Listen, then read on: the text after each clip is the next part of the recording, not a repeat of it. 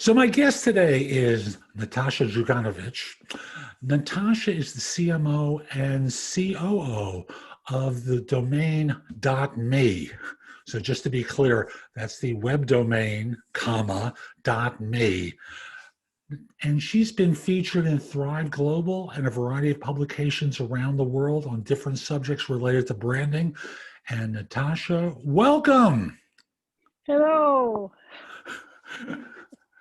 And I love this domain, .me. And somehow or other, I have the idea that it's not just simply me. It reflects a nation code. What country is this from?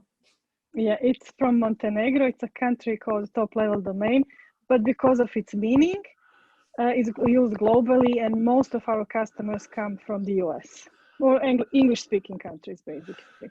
It's a fabulous domain. Yes. Fabulous domain. And when I think of this, it sets off the opportunity for people to brand themselves in so many different ways. But most people don't get the fact that they should be branding themselves. Yes. So I'm going to toss it to you. Why should they brand themselves? Yeah, so when we started with this story of personal branding, I think everybody would say just celebrities should have a personal brand. Or if you're looking for as a freelancer or consultant, then you should brand yourself like you're a company.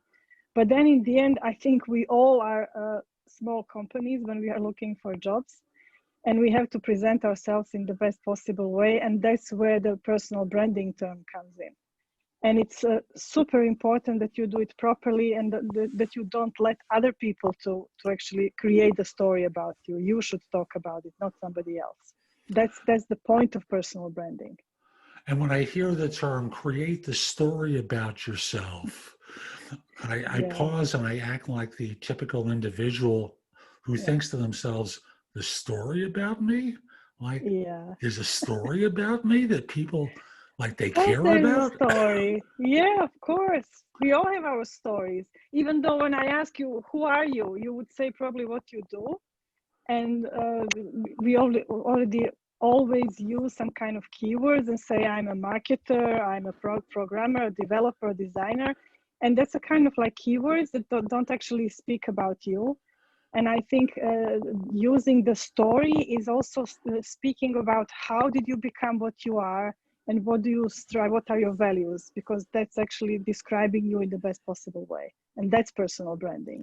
Like all big brands do that. The Coca-Cola doesn't say we are selling Coca-Cola. They speak about making people's lives happy. And that's basically the story. And it's funny, I coach someone who's with a large sportswear firm running a marketing function for them. And his pride is really about his ability to create stories for their brand. And folks, these days, stories aren't about the words that you tell, although that's part of it. It's the visual part of this too. Yeah, we are visual beings, I would say. So when I speak about this, the first slide that I would show is a slide of like cave people having these drawings on the walls of the cave. So that's visual. And I don't think we changed so much from that time. We did, of course, but inside that we still like to see things visually, and we also like to hear a story. If I would just come here and speak about like what the number of domains do we have, and statistics, and you would probably forget it, or your viewers would probably forget it. So we like numbers, but it's more about like feeling smart because we believe numbers. But what stays more is actually that story that's inside of that. If I can say a story around the numbers, and if I can visualize it, that's the best. And if you can connect it with an emotional state, that's best of all. Exactly. Well, every story, I would say, goes for your emotions. And it's a famous story about the Maslow pyramid of needs. Like all the needs are just placed in one pyramid with the like basic, and then goes up to the transcendence. And if you, with your story, can affect one of those needs, that's where you actually are getting the point, and where you're actually touching the hearts of those who you're telling your story to. So true. And we're back to this idea of storytelling through a website where someone can communicate directly with people and connect with them, which folks, you ever see that happen on LinkedIn? Because I really don't.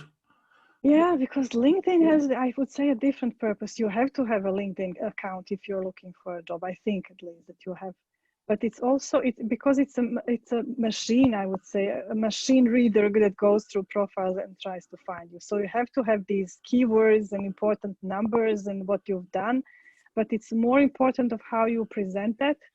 And I think LinkedIn is kind of too narrow for it. It doesn't give you this liberty of showing that you are creative, that you have some kind of project that are difficult to explain in just words. You don't have that much space. And it's also your control. So we speak about websites and social media like two different things, because on social media, you cannot control to everything that's on it, because other people can say something about it. And then when you have your own website, then you are the one who controls and who owns all of it. Maybe one day we put everything we have on LinkedIn, and we wrote our stories. There is this part where you can write blog posts on LinkedIn. So what happens if one day LinkedIn just disappears? Because that happened with other social media. And that's why I think it's important to have that kind of stories, or something that you really invested a lot of time in, is on your website. And that's the place where your personal brand grows. And then LinkedIn and Facebook, Instagram, or all other social networks are basically just used to as a distribution channel, because you create something on your website and then you say, okay, this is like you do with your podcast, you still have your website, but then on the other side, you have your podcast, which is a distribution channel. And then you have your YouTube channel, which is also some kind of distribution of your information. You've noticed. She's done her homework about me. I love this. Yeah, I did. I actually like many things the things that you speak about there. It's very actual, I would say, because I was helping some people to find a job, also like talking to them. And most of those questions that you answer are basically the regular questions that people have, which means that you listen. Absolutely. I worked in search for more than 40 years before transitioning into coaching. I have heard complaints and worries and anxieties about people, from people about their careers for the longest time. And then Reddit helps as well, but that's a different conversation. Yeah. But the idea of you own where your content resides, and you can use the social media channels like LinkedIn and Facebook and Twitter even and Instagram as a way of pointing people to it, to get the texture and the depth, while you're giving them a little bit of a snippet or a touch about it on social.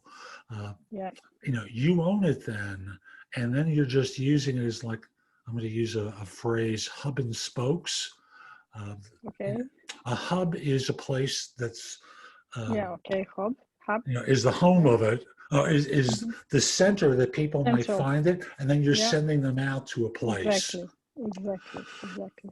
And then you can also use different social media for different things. You don't have to share everything that you post on your website on one social media, because you don't want to put on LinkedIn that you've done the renovation of your house, that you've been creative with your garden. That's not the place for it.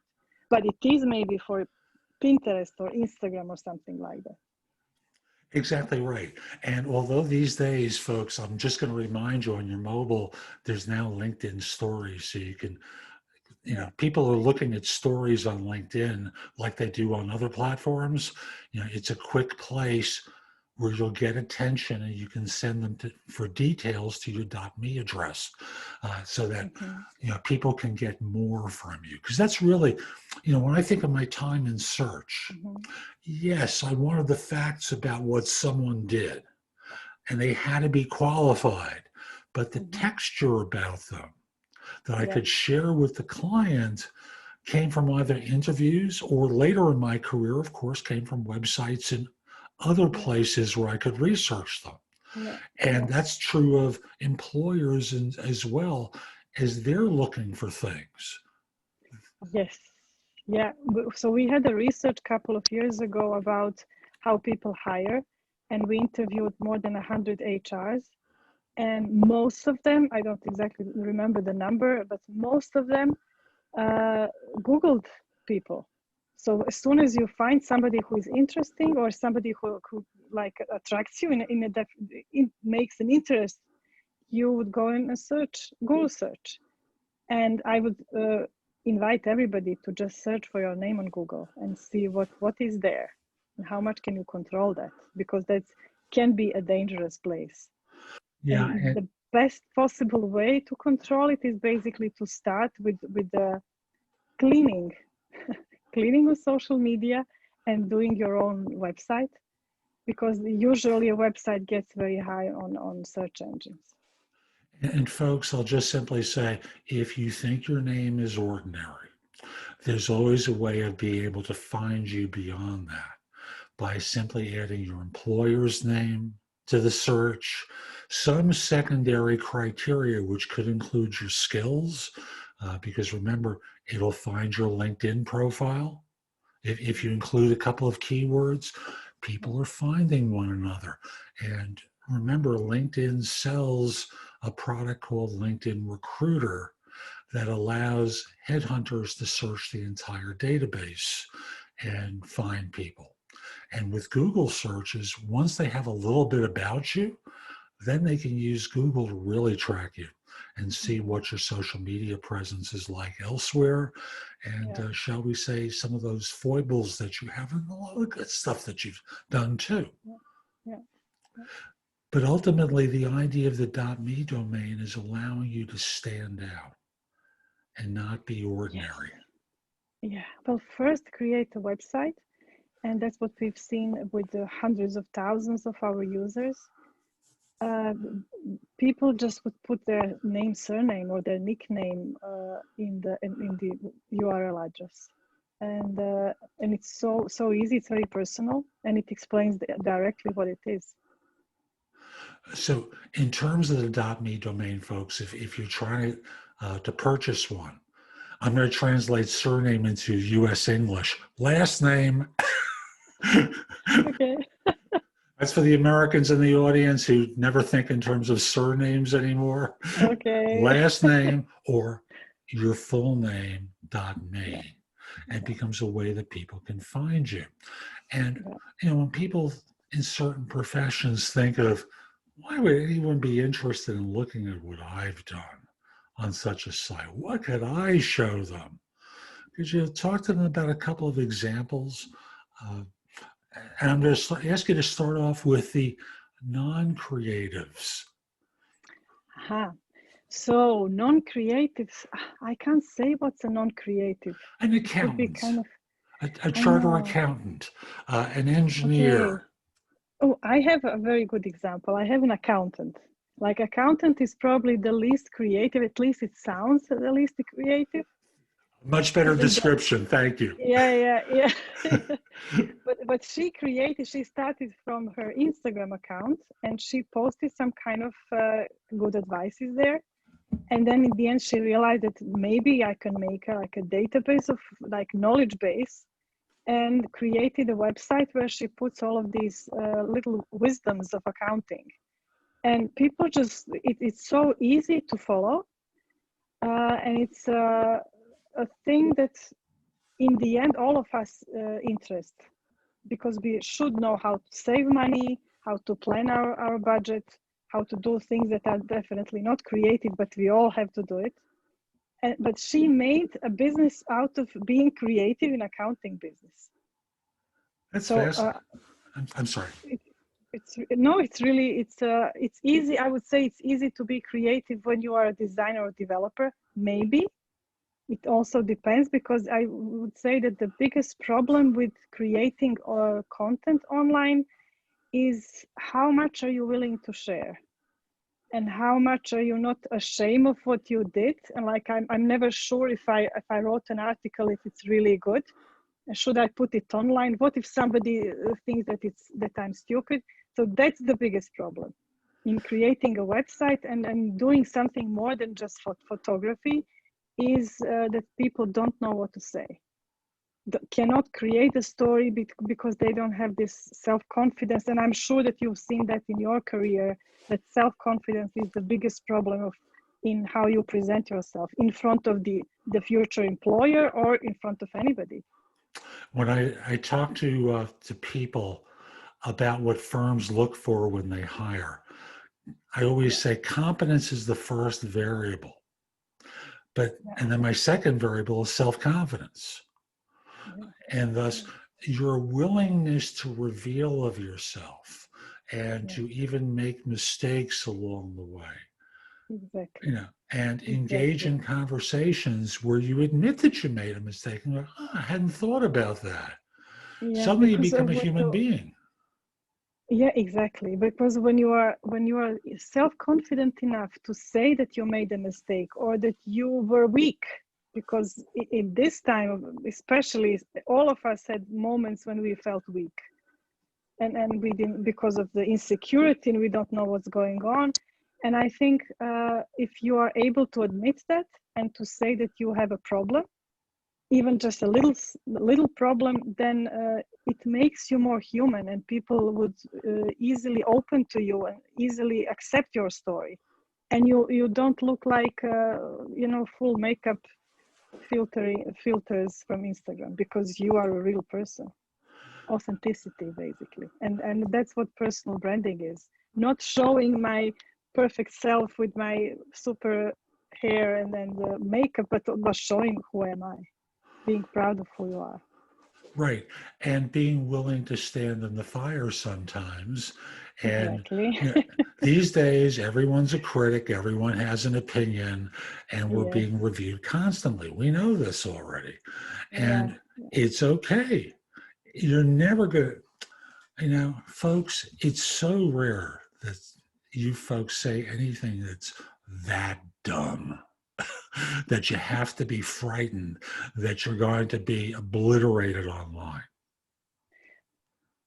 But I wouldn't even say that. I think that we all have to be prepared for criticism. And where does it come from? Practice. Just post something and wait for people to say something and practice on them. Right. And what's funny is, of course, our biggest critic is ourselves. So we're sitting there staring at what we've published and going, oh, that wasn't so good. Yeah. That wasn't When I good. see some, yeah, exactly. When I see some, Facebook memories, when they show up, the things that I wrote there that I posted like years ago, I'm so ashamed. But still, that's me. That's the way how we grow and how we develop. We are always we are the most critical for ourselves, and our past is something to criticize, to make fun of the way how we dressed and the things that we believed, even. It all comes from that. Every once in a while, I listen to episode 1 of No BS Job Search Advice Radio, and it's painful. It is painful. There's no personality. I'm very flat and boring. And I think I've evolved over time. A bit. Up to 2000, you will be okay. And as we're recording this, I'm a little over a week from episode 2000. So congratulations. That's really an amazing thing. thank you. And a week and a half from the 10th anniversary as well. So it's a fun time in the evolution of the show and of the YouTube channel, which has been on since 2008, amazingly. But back to personal branding. Yeah. The .me domain can be a place where you share your work in a variety of different ways. Whether it's in a blog with images and pages, both. It's a way that you can promote your successes and thus allow you to present that to the world and direct people to the domain beyond simply doing SEO. Yeah, just look at it as your online home. You just domain name is an address, but you have to have a website to build a website, which is today very easy because there are so many different platforms that it's like drag and drop. So you don't have to be a designer or a programmer. Many really good templates to do it. The biggest thing there is actually to create that story and to put it on the website, and don't put too much. I would say try to kind of structure the information that you give, but also use visuals, use pictures, use the way how you evolve the projects you've done, the successes. And for most people that are looking for a job that don't have that history behind, they can just say what they believe in, what they like, if they have a hobby, if they have a dog or a cat. These are all parts of people's personalities. You mean I should put the dog pictures up there too? If you want, if you really like your dog. It's funny, there's a trainer who I worked with many years ago when I was first learning internet marketing. And she said, and this is good, this will really date it. She used to be known for her e-zine, her electronic newsletter. And that's how she marketed herself, and spoke about the first version that went out had like 9 subscribers, including her parents and her dog. And obviously she grew it over time and it was doing fine, but one day she spoke about losing her dog. Dog passed away, and everything changed for her when she opened up and shared her personal stories. Exactly. That's where she shows her emotional side. And we would use the professional term of vulnerability, but I like to think of being a human being. Exactly, because that's where we connect Right. as people. Yeah. So as you're doing things, don't think about just everything professional. Think about where you can show your humanity as well and stand out from Exactly. other people so that folks get to know, like, trust, and respect you. Yeah. Yeah. Exactly. So in constructing this personal brands, we've spoken about the .me domain. We've spoken about using this, the major sites to direct people to your site. We've spoken about not just simply professional content, but personal content as well. And I'm wondering, in terms of website design for those folks who are not really comfortable and don't want to spend a lot of money, what sort of tools are available on the .me domain that allow people to do an easy website that is still attractive and looks great? Yeah. It's easy. So if you are you already have a domain name, then you probably already have your preferred registrar. But if not, choosing a registrar is basically easy. There are so many different options, and they usually offer this web hosting and a website builder. And you can start with very simple solutions. There are services like Squarespace and Weebly. My favorite, WordPress, that they all have their easy to build and to use and redesign templates that you can adjust to your colors, your fonts, and you can put everything you want there. And maybe for the beginning, just try the simplest versions, and then it develops. Like you learn on the go, and then you see what else can be a part of it.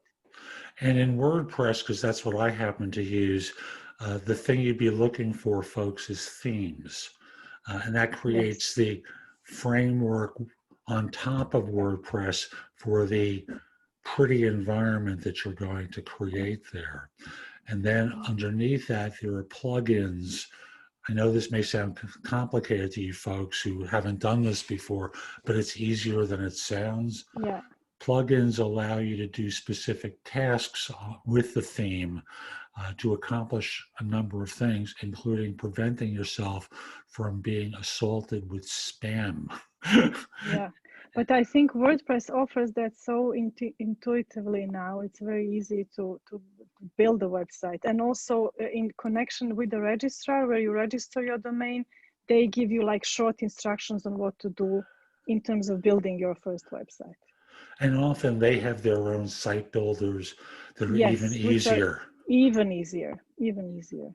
And again, as long as it looks in a way that you like, which all these things are customizable these days, and Exactly. you can communicate the information that you want, which all these sites allow you to do. Yeah. Almost everything is free that you'll start off with, so there's no extra expense. Yeah. And also there is a Squarespace and Wix and Weebly. They are Yes. all super easy to use tools, and they are basically that these applications are built for people who are not professional designers or developers. Like So it's me. just a matter of time and practice, nothing else. Right. So you'll make mistakes, folks. It won't be perfect instantly. It'll evolve. Your wife, husband, or partner will look at it and make fun of it. Exactly. Your friends will tease you. Just tune them out. Take the parts of the advice that make sense. Don't listen to the emotional hangups of other people who don't have the courage to do what you're doing. Exactly. Hey, The easiest is to criticize. oh, and these days in particular, everyone's a critic. Yeah, and those who've done it, they know what's the problem. So what haven't we talked about yet that we should in the way of personal branding vis-a-vis the .me domains? What else should we cover today? I don't know. I don't know. I think we've got it covered then. So how can people place an order for a .me domain, get everything in the way of information that they need? How do you buy a just .me? go to any registrar that you want and then just search for domain availability, like your full name and last name .me, and it's you see if it's available. Depends on how common your name is, but there are always options, different options. Right. Can you do a first name last name .me? No, without dots. No. How about a hyphen? Hyphen, yes, but I wouldn't recommend, because your domain name should be something that is passes the radio test. So if you don't have to radio spell test? exactly. If you don't spell it, you don't have to spell it. You would just say jeffaltman.me or natashadjukanovic.me. So it's easy to spell, to pronounce without spelling. So no dashes, no numbers, if it's possible. Definitely no numbers, folks. You always want to be the number one, and that means not having a number. Exactly. And folks, we'll be back soon with more. I'm Jeff Altman, the Big Game Hunter. If you enjoyed today's show, you're watching on YouTube, click the like button, share it, let someone else know that it was worthwhile. And I also have to say, visit my website, thebiggamehunter.us. I've got a lot there in the blog that'll help you. Plus, if you want to schedule time for coaching or have a couple of questions for me, you can schedule time for that as well. Also want to mention my course on Udemy. The Ultimate Job Interview Framework will teach you how to interview like no one else, so you'll stand out and never have to worry about interviewing again. Inexpensively available. The easiest way to get there is thebiggamehunter.us/interviews. It'll take you specifically to the course, which you can order. And frankly, if you're a first-time Udemy user, they discount it pretty dramatically. Lastly, subscribe to my channel here. Click the small icon in the lower right or the picture of me in the upper left. You get notified whenever I release something new. Have a terrific day, and best of all, be great. Take care.